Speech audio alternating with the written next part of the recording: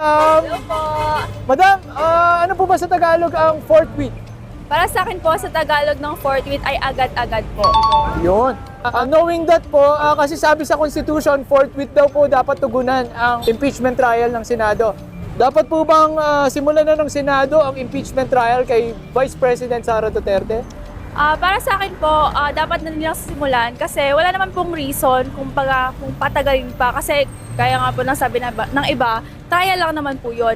Kumbaga, chance niya po yun na patunayan niya sarili niya kung tama ba yung mga allegations sa kanya. Kapag po pinahaba lang natin, alam natin na kumbaga, nearing na tayo sa end ng term nila. Kumbaga, pag pinaawag pa natin ito, pinalayo pa natin, ang nangyari lang po is, ayun, makukumpleto lang din po nila yung term nila. So, it's just right po for the Senate to investigate po para po mabigay sa taong bayan yung clear na pangyayari po dun sa administrasyon ng Duterte po.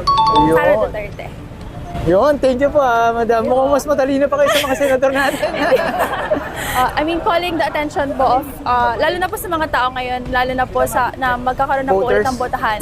This is a reminder lang po na vote wisely and kilalanin po nila yung mga humahabol at balak nilang iboto. Di lang po dahil popular, sigurado din po natin na malinis yung intention nila at para po talaga sa bayan at hindi lang po para sa sarili nila.